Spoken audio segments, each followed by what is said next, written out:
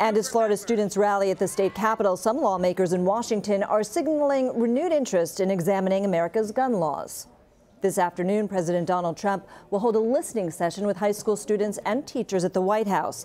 Attendees will include Parkland community members, as well as people affected by the 2012 Sandy Hook shooting in Newton, Connecticut, as well as the 1999 Columbine massacre.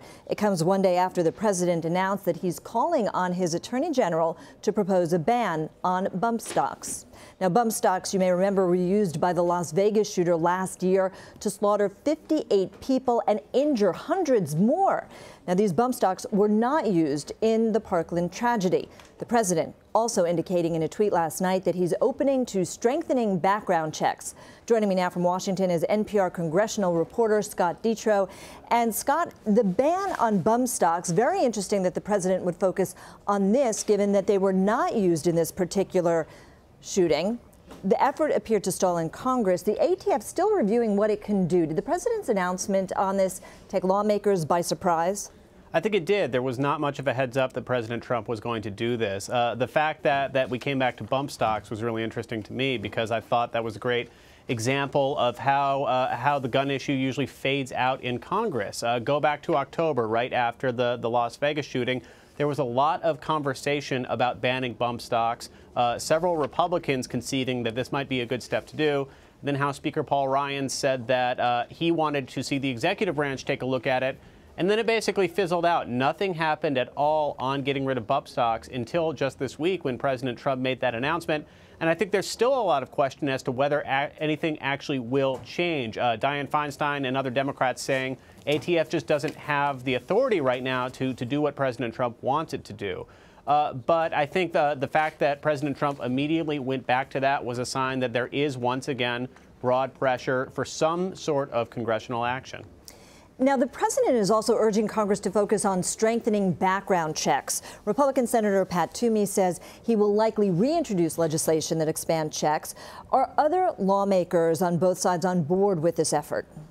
There are certainly a lot of Democrats on board with it, some Republicans, but the issue goes back to what so many issues go back to. The House of Representatives is incredibly conservative, and some sort of broad background check legislation is not something that's popular with many Republican members at all on the House side. They simply just don't want to take any sort of the broad action that you have advocates calling for at press conferences in Tallahassee and other places today. This is an issue that more and more broad support nationally you see support for when you look at polls on background checks and some of the other measures that people are talking about. But by and large, the Republican base voter has pretty strong pro-gun views, and lawmakers are responsive to that and very hesitant to make any big changes. And they even wanted to expand mental health checks, that also not making or gaining any ground there in the House of Representatives. The Parkland students carrying this charge want a ban on assault weapons. Some Democrats plan to reintroduce legislation next week that would expand on the expired 2004 assault weapons ban. Does that have any path forward at this point? Probably not. I think the political dynamic for the last few years, the last decades really, has been that the gun issue is very asymmetric when it comes to the political force. It's a huge motivator for Republican voters, for Republican interest groups, for Republican fundraisers. They are motivated by that issue, they turn out and they vote on it. Now, on the Democratic side, there just has not been that much equal passion in terms of making it a key issue when it comes to Election Day, when it comes to endorsements. Now, that's been changing over the last few years. Connecticut Senator Chris Murphy has been saying for a couple years now that arguing against guns for broader gun control is becoming an issue that Democrats are responsive to, that voters are turning out on. And I think that's even more the case now. These rallies, these marches have been very powerful. I'm interested to see whether state lawmakers are responsive or whether nothing ends up happening. And also whether or not there are marches still happening 3 months, 6 months from now, what this march next month that's being planned in Washington looks like, and whether this becomes an issue that people are actually running and campaigning on in the midterms. Certainly the ability of these students to keep pressure on lawmakers. Let's talk about age. The Parkland shooter was 19 years old. The White House says that it's also open to the idea of setting a national age limit on the sale of assault-style rifles. Does that have a more likely path? Well, it'll be worth listening to what President Trump says later this afternoon when he holds this listening session. There have been several times over the last year or so where President Trump has taken an initial step toward a moderate stance, toward some sort of bipartisan stance, bucking away from the party when it comes to issues like this. But every single time he's done that, and I think DACA is a great example, that initial push last fall to be open to a broad bipartisan deal trading DACA protection for border security. He was open to it. Democrats were open to it. It looked like they were a deal. Then very quickly, Republican rank-and-file lawmakers came back with a lot of pressure saying our base does not want to do this. President Trump knows how important his base is to his political future, his political stability. If you see broad pushback from House Republicans, from the Fox News universe of the Republican base and Republican activists, and he backs down, then I don't think there's been any change to this debate at all. But we'll see what President Trump says over the next few days and whether he sticks to this openness and eagerness to do something. Now, Republican Congressman Mike Hoffman of Colorado was pressed with questions about gun control at a town hall last night. Some constituents held anti-NRA signs. We saw a lot of this pressure at last summer's health care debate. Now we know that 75% of Americans believe Congress isn't doing enough to prevent these shootings. Is it too early to see what kind of an impact this is going to have on lawmakers moving forward?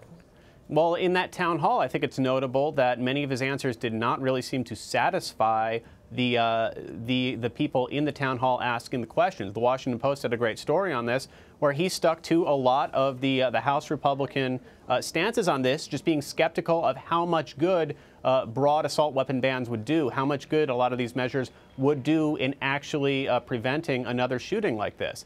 Now, of course, he represents a part of the world that has had multiple shootings, and Florida is another state where in another part of the state, just recently you had the deadliest mass shooting in American history that, of course, was topped by Las Vegas in between, and now you have another horrific shooting. So I think the fact that all of these shootings are blending one into another, on one hand, it seems weirdly like it desensitizes everyone, but on another hand, when you look at this immediate activism in the wake of this shooting, it just gets people angry because they feel like not only am I horrified that this happened, I'm horrified that this has happened, 3 or 4 times in recent memory. Yeah, and you talk about the immediate activism, and right now we are hearing a lot from anti-gun supporters who say they want more gun control, they want to see fewer of these shootings, if any at all.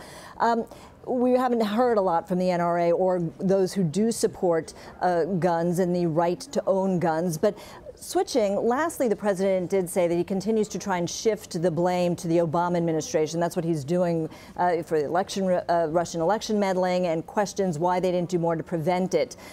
The president tweeted that if all of the Russian meddling took place during the Obama administration right up to January 20th, why isn't the Obama administration the subject of investigation? Why didn't Obama do something about the meddling sooner? Well, I think there are a lot of reasons, and I think that a lot of Democrats would disagree with he should be investigated for it, a claim that President Trump is making, which fits into a broader pattern of President Trump responding to investigations into his campaign by saying, what about Hillary Clinton? What about Barack Obama? But there's a lot of frustration that the Obama administration did not take more public steps to counter this Russian interference at the time. I think we've seen there were a lot of reasons why they made that decision. One, thinking that Hillary Clinton was likely to win the election.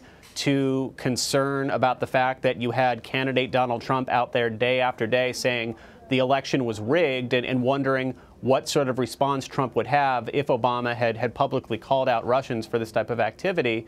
And so I think that in retrospect, the Obama administration wishes it were more aggressive on this front. You saw a lot of aggressiveness in the months after the election, but that was too little too late. Scott Detrow, thank you.